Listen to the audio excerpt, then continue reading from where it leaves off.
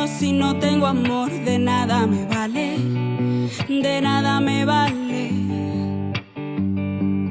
Si sé lo profundo de cada misterio y no tengo amor, de nada me vale, de nada me vale.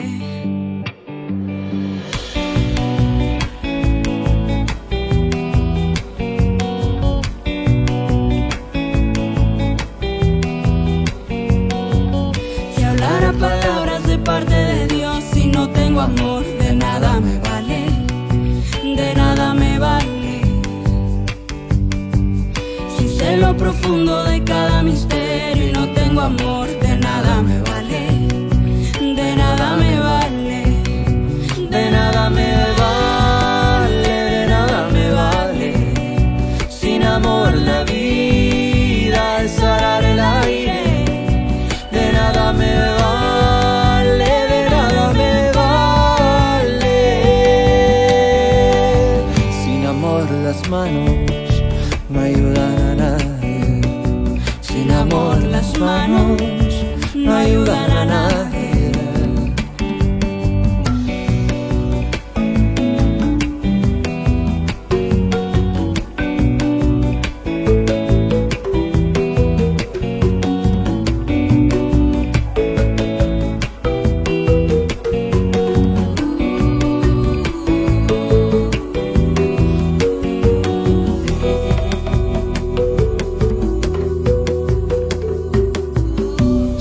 La fe que mueve montañas, si no tengo amor, de nada me vale, de nada me vale.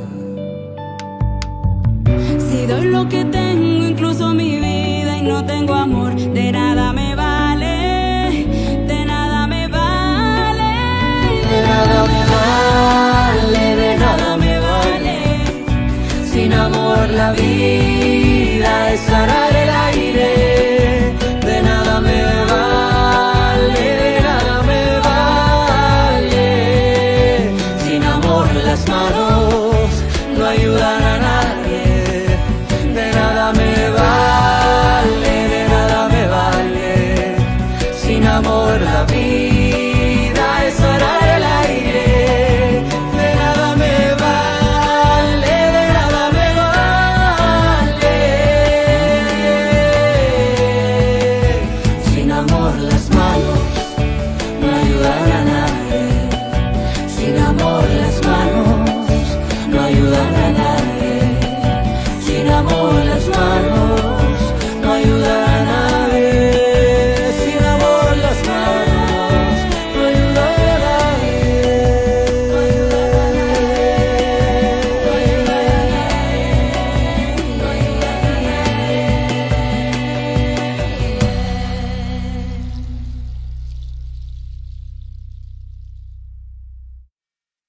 Así es, si no tengo amor, dice, sin amor las manos no ayudan a nadie. Muy bien, pues el día de hoy quiero compartir con ustedes un mensaje, como les decía, un mensaje que nuevamente es una propuesta que nos invita a construir iglesia y a construir fe de manera diferente. Así que vamos a ello. El Evangelio de Marcos, quiero que si usted tiene de pronto una Biblia, y si no, no importa, lo vamos a leer juntos. El Evangelio de Marcos, el capítulo 2, versículos del 1 en adelante, nos narra una historia de la cual quiero extraer algunos principios hoy. Quiero extraer un consejo para nuestras vidas el día de hoy. Y voy a leer, se los dice de la siguiente manera. Tiempo después, Jesús volvió a Cafarnaúm. Apenas corrió la noticia de que estaba en casa, se reunió tanta gente que no quedaba sitio ni siquiera a la puerta. Mientras Jesús les anunciaba la palabra, 4 hombres le trajeron a un paralítico que llevaba tendido en una camilla, lo llevaban a él tendido en una camilla. Y cuando no podían acercarlo a Jesús a causa de la multitud, levantaron el techo donde él estaba y por un boquete bajaron al enfermo en su camilla. Al ver la fe de aquella gente, Jesús dijo al paralítico: Hijo, se te perdonan tus pecados. Estaban allí sentados algunos maestros de la ley y pensaron en su interior, ¿cómo pueden decir eso? ¿Cómo puede decir eso? ¿Realmente se burla de Dios? ¿Quién puede perdonar pecados fuera de Dios? Pero Jesús supo en su espíritu, en su interior, lo que ellos estaban pensando y les dijo, ¿por qué piensan así? ¿Qué es más fácil decir a este paralítico? ¿Se te perdonan tus pecados? ¿O decir, levántate, toma tu camilla y anda? Pues ahora ustedes sabrán que el Hijo de Dios, el Hijo del Hombre, tiene en la tierra poder para perdonar pecados. Y le dijo al paralítico, levántate, toma tu camilla y vete a tu casa. El hombre se levantó ante los ojos de toda la gente, cargó su camilla y se fue. La gente quedó asombrada y todos glorificaban a Dios diciendo, nunca hemos visto nada parecido. Muy bien, vamos a identificar los personajes o a quienes encontramos en esta historia. En esta escena, en esta narrativa, encontramos a Jesús, encontramos los maestros de la ley, encontramos un paralítico y 4 hombres que lo trasladan, un hombre con discapacidad, 4 hombres que lo trasladan y la multitud que está allí agolpada oyendo a Jesús. Ahora la historia nos empieza narrando que Jesús estaba allí, estaba lleno el lugar, estaba en un lugar, una especie de casa. 4 hombres llevan a un hombre con discapacidad y no podía entrar a causa de la multitud. Y de pronto siempre hemos interpretado esto desde una perspectiva donde estaba tan lleno que no cabían las personas. Pero antes de ir a tratar de analizar de manera contextual esta parte, quiero que veamos lo sorprendente del acto de estos 4 hombres, porque no podemos, no podemos pensar que es algo normal lo que ellos hicieron, es algo realmente extraordinario. No encuentran cómo entrar, no ven un espacio, no pueden entrar no sé, tal vez era su amigo, solo amigos, tal vez harían esto, o verdaderos creyentes en un evangelio que piensa en el bienestar del prójimo. Lo cierto es que estaban allí 4 hombres y no podían entrar a esta persona con discapacidad y hacen algo extraordinario. Es que tráigalo a nuestros días. Estamos en una reunión, la iglesia está totalmente llena y no encuentran espacio para entrar, así que se dirigen al techo y abren un roto en el techo. Eso suena bastante ilógico, pero es lo que ocurre en la historia. Estos hombres levantan algo en el techo y por el techo bajan, la camilla dice que lo bajan y Jesús se queda mirándolo sorprendido. A veces leemos estas historias y cuando la leemos derecho nos parece algo bonito y una historia linda, pero realmente me parece impactante lo que está ocurriendo aquí. En una sociedad como la que vivimos hoy, donde pues difícilmente alguien hace un esfuerzo por ayudar al otro. Imagínate aquí donde estos hombres fácilmente en nuestros días se le hubiera dicho a la persona, mira, no hay manera de entrar, hicimos lo posible, quisimos ayudarte, pero no se pudo. Hasta aquí llegamos y si quieren nos devolvemos. Pero no, estos hombres hacen algo realmente extraordinario. Primero, buscar cómo subir al techo de aquel lugar, luego abrir el hueco en el techo y luego pasar por encima de la vergüenza de interrumpir una reunión, una actividad, porque sentían una fuerte convicción de que este hombre debía ser presentado delante de Jesús. Además de que parece que había también una fuerte convicción de que Jesús no lo rechazaría. Y eso es algo a tener en cuenta el día de hoy. Entonces, 4 hombres llevaban al paralítico, pero no podía entrar por causa de la multitud. Ahora, si vamos al contexto cultural, es ilógico pensar en nuestros días que entre una multitud no se le dé paso a alguien que se acerca con discapacidad. En nuestros días abrimos espacios más. En los bancos y en algunos lugares, cuando usted se acerca y hay alguien que viene con discapacidad, se le debe dar el lugar. Se le debe dar el primer puesto para que pase y haga sus diligencias. Así que en nuestros días es ilógico pensar que entre la multitud no se le diera paso a alguien que tenía una discapacidad en algún tipo de evento, sea religioso o de la naturaleza que sea. Pero en esa época, necesito aquí que podamos ver el contexto más amplio. No era simplemente que había mucha gente para darle espacio. Vuelvo y lo digo, en nuestros días puede haber mucha gente, pero cuando se presenta una persona con discapacidad, se sabe por ética y por normativas éticas que hay que darle lugar, hay que darle espacio.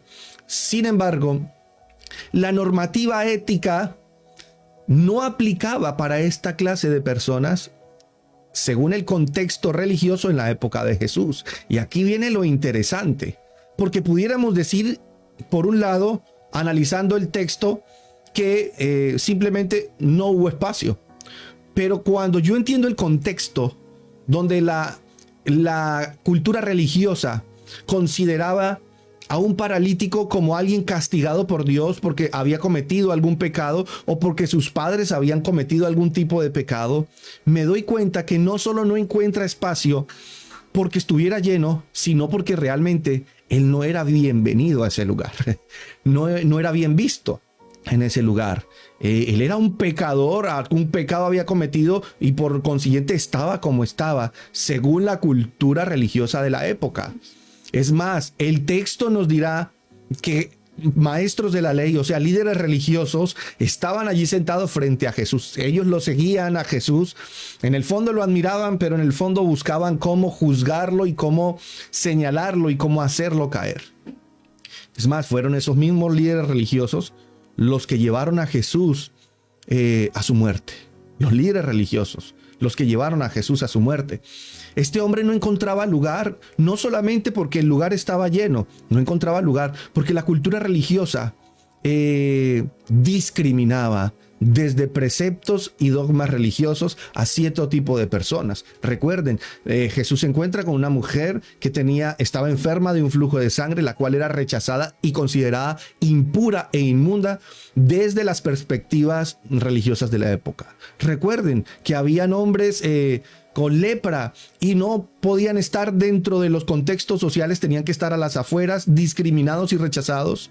Recuerden que desde la perspectiva religiosa no podían tener contacto con samaritanos porque eran considerados herejes de la fe. Recuerden, no podían tener contacto con personas que no fueran o no podían tener cercanía con personas que no fueran que no profesaran la misma fe. Jesús se encuentra con una mujer sirofenicia. Eran juzgados como personas y eran considerados desde la perspectiva judía como perros porque no hacían parte del círculo o de la religión judía, la religión de la época. Así que Jesús viene y está en un lugar, está enseñando y nos encontramos con un cuadro en el cual un hombre con discapacidad quiere entrar, 4 amigos lo quieren llevar, pero no encuentran lugar. No es solo la multitud, tengan eso en cuenta, es el rechazo religioso, cultural de la época, que también les cerraba las puertas para estar en este tipo de actividades. Recuerden que este hombre, posiblemente o no, casi seguramente se le consideraba un pecador o alguno de sus padres había cometido un pecado para que estuviera así, según decía la cultura. Pero estos 4 hombres no se rinden. A estos 4 hombres creían que estos preceptos religiosos culturales no iban con el corazón de Dios. Así que ellos dicen, no nos vamos a rendir frente al rechazo religioso. Vamos a buscar una manera, porque ellos tenían la convicción de que Jesús no caminaba bajo los mismos preceptos de la cultura religiosa de la época. Y se arriesgan a subirse. Pudieron arriesgarse a que Jesús los hubiera rechazado, pero cuando Él baja es impresionante. Jesús no solo los recibe, sino que el texto es claro al decir que Jesús se asombra de la fe. Porque de la fe de estos hombres, una fe que entendía que todo aquel que venía a Jesús era bien recibido. Una fe que entendía que Jesús no rechazaba absolutamente a nadie. Una fe que entendía que delante de Dios todos somos aceptados, y amados. Y eso es lo que le asombra. Jesús está en medio de una cultura llena de paradigmas y de estructuras religiosas que condicionan el amor de Dios. Algo parecido a nuestros días. Y la fe que le asombra a Jesús de estos hombres que llevan a este paralítico, aún del mismo hombre con discapacidades, no es esa fe de creer que Dios puede hacer algo sobrenatural, sino esa fe de ver, que pudieron ver y percibir realmente el corazón de Dios. Miren, mis queridos, la fe tiene que ver con que usted y yo podamos percibir realmente cuál es el corazón de Dios. Y el corazón de Dios es un corazón inmensamente amoroso. No discrimina, nos acepta a todos, nos ama a todos, no rechaza a nadie. Esto es lo que le asombra a Jesús. Una multitud que no abre espacio cuando llega una persona con discapacidad, claro, porque religiosamente era rechazado. La discapacidad y la enfermedad estaban totalmente dentro de la cultura ligadas a algún tipo de pecado. Y el pueblo vivía bajo esta presión religiosa que hacían los maestros de la ley. Habían maestros de la ley allí, así que ellos no se podían arriesgar a ser señalados por los maestros de la ley. Nadie le abrió espacio. A 4 hombres no les importó que hubieran maestros de la ley. A 4 hombres no les importó que había una presión religioso-cultural. Se arriesgaron a presentarse, a interrumpir la reunión, a hacer algo extraordinario y tremendamente loco, abrir un roto en el techo y llevar a su amigo. Y sorprenden a Jesús. Cuando yo leo los textos bíblicos, cuando leo los evangelios, muy pocas veces Jesús se sorprendió. Pero escuchen esto, cuando Jesús se sorprende de la fe de muchos que tuvieron personas rechazadas por la misma fe. Increíble. ¿Y sabe de qué constaba esa fe? ¿O cuál era la base de esa fe? Voy a ir a Dios y Él no me va a rechazar. Y Jesús se asombraba de esa fe porque ellos habían logrado entender y percibir realmente cuál era el corazón de Dios, el corazón del Padre que Jesús quería mostrar. Mientras que la religión de la época seguía condicionando a Dios, seguía condicionando el amor de Dios. El amor de Dios es para algunos, el poder de Dios es para algunos y el perdón de Dios es para algunos. Jesús se asombraba de que los rechazados se acercaban y no se sentían rechazados. Y esta fe que percibía realmente el corazón de Dios en estos rechazados que sentían que iban a ser aceptados y amados, asombraba a Dios, asombraba a Jesús. Así que Jesús lo recibe. Y inmediatamente la primera palabra que Jesús o la primera frase que Jesús le suelta, dice el texto, es tus pecados te son perdonados. Ahora, inmediatamente Jesús saca esa frase, tus pecados te son perdonados. Inmediatamente Jesús lo hace, comienza a brotar de entre los maestros de la ley, los líderes religiosos de la época, todos aquellos argumentos internos que ellos tenían. Comienza a brotar la ética religiosa que los dominaba a ellos. Una ética religiosa donde ellos lo que hacían era manejar el perdón a su conveniencia. Así que ellos dicen, ¿y quién es este para perdonar pecados? Si solo Dios puede perdonar pecados. Y Jesús, escúcheme muy bien lo que le voy a decir. Si yo leo desde el contexto, Jesús le está perdonando los pecados no porque necesariamente la condición de este hombre sea por causa de un pecado. Porque vamos a ver cómo es el desenlace de esta historia. Jesús lo hace porque Él necesita usar un lenguaje para poner en evidencia el corazón de los líderes religiosos. Y entonces Jesús, conociendo el corazón de ellos, les dice, pero ustedes, ¿por qué piensan así? ¿Acaso qué es mejor? ¿Decirle a Él, te perdono los pecados? ¿O decirle, levántate, toma tu camilla y vete? O sea, Jesús les está diciendo, ¿por qué ustedes se incomodan cuando le digo a un hombre que le perdono los pecados?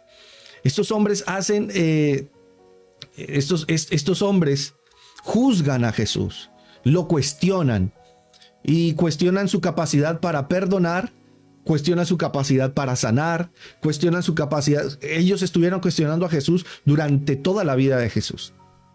Y ellos en este momento lo están juzgando porque Él está diciendo a un hombre que lo perdona. Y Él le dice entonces que es más fácil decirle, ¿le perdono los pecados? o toma tu camilla y ande. Pues ahora ustedes sabrán, le dice Jesús, que el Hijo de Dios, o sea Él, tiene poder en la tierra para perdonar pecados. Y le dice lo siguiente: levántate, toma tu camilla y vete. Es increíble. ¿Saben por qué Jesús le dice esto? Para darles a entender a estos maestros religiosos de la ley que el problema del hombre no era un pecado, que el problema del hombre era un problema físico, y que a diferencia de ellos que lo juzgaban, lo rechazaban, considerando que él tenía algún tipo de mal o había cometido algún tipo de maldad, él no iba a rechazar a nadie. Jesús les enseña dos cosas y nos enseña dos cosas a nosotros. Primero, que si se trata de maldad y de haber cometido errores y de haber pecado, él no tiene problemas para perdonar. Pero también nos está enseñando otra cosa.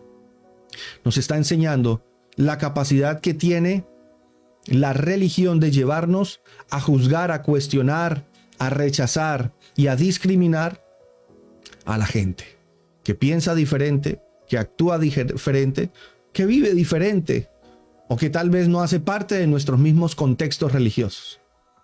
Jesús está diciéndole a él, está dándonos dos enseñanzas. Si nos equivocamos, Él tiene la capacidad indiscriminada para perdonarnos. Y cuando se trata de la fe, cuando se trata de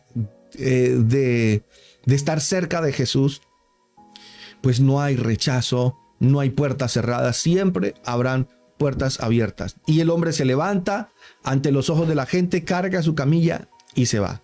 Y yo quiero entonces recalcar algunas cosas importantes para terminar. Y ojo con esto, porque el hombre no vuelve a salir por el techo. El hombre sale por entre la multitud. El hombre sale por entre la multitud. ¿Qué quiere decir? Hombre, que si había espacio, que si había lugar para que pudiera entrar. La cuestión es que religiosa y culturalmente él no podía ser parte de ese círculo o de ese espacio, porque vuelvo y lo digo, era rechazado por la religión de su época. Y Jesús nos muestra una vez más, de entre tantas historias, que Él no rechaza absolutamente a nadie. No rechaza, Él no discrimina, Él no excluye.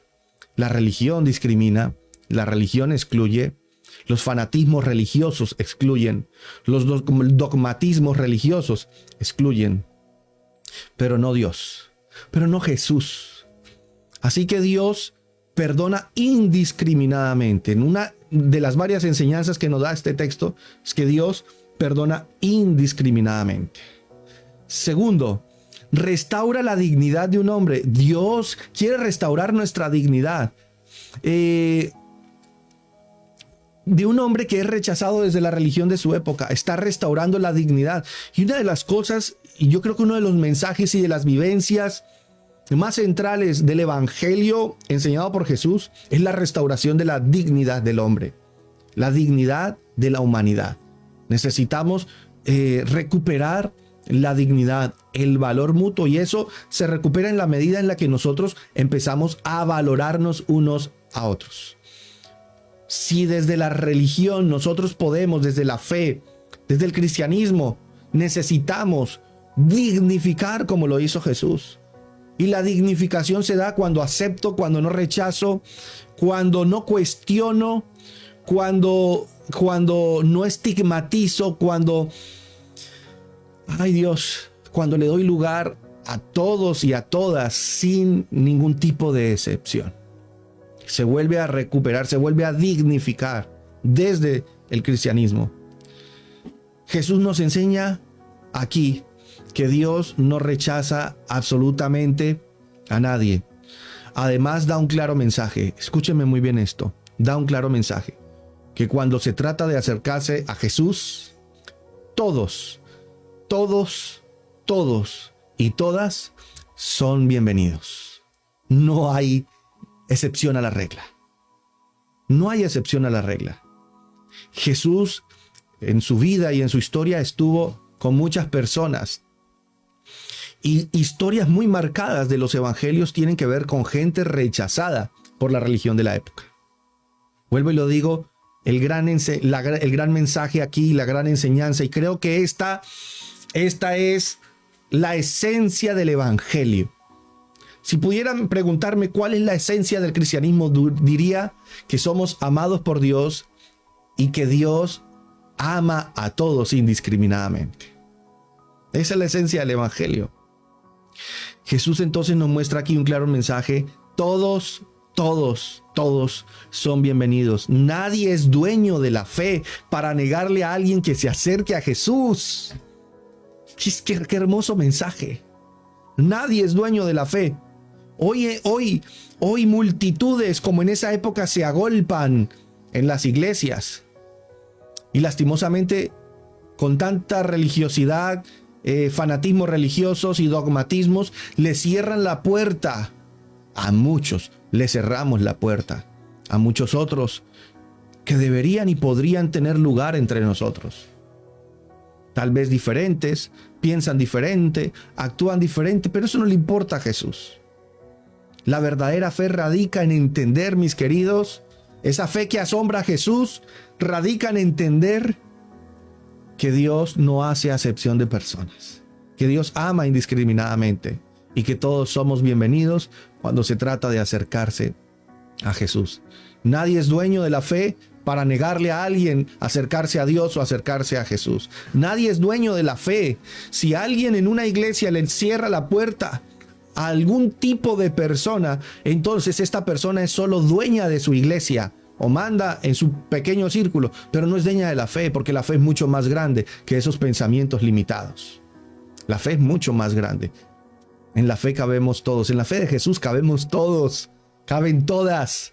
En la fe de Jesús no hay acepción. En la fe de Jesús no hay exclusión. En la fe de Jesús. La fe de Jesús es un círculo grande en el que todos cabemos. Y la religión ha hecho de la fe círculos pequeños en los cuales unos pocos entran. Pero la fe de Jesús, el círculo es demasiado grande. Es tan grande que todos cabemos. Todos somos amados por Dios. Entonces, el evangelio no se trata de ser perfectos o de cumplir ciertos estándares. El evangelio es la buena noticia de que todos somos amados por Dios y de que todos somos bienvenidos. Todos somos bienvenidos. ¿Qué tal si hacemos una oración dándole gracias a Dios porque no nos rechaza? Porque Él no rechaza a nadie. Y si a ti te han rechazado, si a ti te han lastimado, si a ti te han hecho daño, si han usado textos bíblicos para decirte, porque es que lastimosamente los textos bíblicos también pueden ser mal usados para excluir, para dañar, para lastimar y para rechazar a la gente. Los líderes religiosos de la época de Jesús también lo hacían. Y se sigue haciendo. Seguimos excluyendo, seguimos teniendo puertas cerradas para algunos y abiertas para otros. Seguimos teniendo multitudes en nuestras iglesias, pero le cerramos el paso a algunos que quieren ser parte, pero consideramos, no sé de dónde, que no pueden ser parte. Y esto tiene que cambiar. Esta es mi propuesta hoy para cada uno de ustedes. Abran el corazón, abran las puertas de su corazón para todos como la abrió Jesús. Acepten a todos, amen indiscriminadamente y si los lastiman, perdonen de manera indiscriminada. Estén bien con todos. Y como iglesia, comunidad cristiana de fe, nuestras puertas están abiertas para todos aquellos que puedan estar viendo esta transmisión. Y aquellos que tal vez ven la transmisión y conocen a alguien, aquellos que han sido lastimados o rechazados por la fe, discriminados, aquellos y aquellas que han recibido señalamientos y juicios y han sido estigmatizados. Quiero decirles, comunidad cristiana de fe, una iglesia cristiana en Neiva tiene las puertas abiertas para todos y para todas. Todos son bienvenidos, como dice este mensaje. Papá, yo te doy gracias. Gracias por tu amor indiscriminado, por ese amor tan grande. Gracias por cada familia con la que podemos estar conectados aquí. Papá, tú eres bueno. Tú eres bueno. Perdónanos porque desde nuestros fanatismos religiosos y de entre nuestros dogmas, pues sí hemos levantado muros. Señor, debiendo nosotros derribar muros y construir puentes, estamos haciendo todo lo contrario. Pero hoy entendemos, Señor, el llamado que nos haces a poder derribar muros y a poder construir puentes. Todos son bienvenidos, todos somos bienvenidos. Y si tú me aceptaste a mí, aceptas a cualquiera, porque creo que soy el peor de todos. Pero me has amado y tú amas a todos y de manera indiscriminada. Yo te pido que tu amor y tu gracia esté con cada familia en este día. Señor, abraza, y en estos días de pandemia, Señor, donde cada día parece que se pone más difícil, abraza, Señor, las familias, dale la fortaleza y la unidad familiar que se necesita, Señor, la fortaleza individual que también puedan necesitar, Señor, aquellos que tal vez no tengan una familia, tal vez viven solos, o tal vez son 2 o son 3. Señor, familia es saber que no estamos solos, que estamos contigo. Dale la fortaleza necesaria, Señor, para seguir viviendo y para seguir recorriendo este camino de este año que no ha sido fácil en muchos aspectos. Abraza con tu amor, Señor, y ayúdanos a construir un evangelio diferente, que incluye, que abraza, que ama y que dignifica al prójimo en la medida en la que dejo de rechazar desde los fanatismos religiosos y empiezo a aceptar y abrazar y a perdonar desde el amor que proviene de ti. Gracias te damos, Señor, porque tú eres bueno y tu amor, Señor, es incondicional. Amén y amén. Mis queridos, qué alegría haber estado aquí compartiendo con ustedes. Vamos a ver, aquí veo ya algunos que se han seguido conectando. Un abrazo para todos ustedes, mis amados. Dios les bendiga. Recuerden que si necesitan hablar, si necesitan una oración, yo estoy abierto. Escríbanme. Es para mí una alegría poder, si quieren una visita familiar, la semana pasada retomamos visitas familiares, he tenido también algunas, varias tareitas que he tenido que estar haciendo también de manera de carácter laboral, pero también he estado interactuando ya con algunas familias, quiero visitarlos, quiero compartir con ustedes y poder ser un apoyo y servirlos en lo que Dios me permita hacer. Un abrazo para todos ustedes y que Dios les bendiga.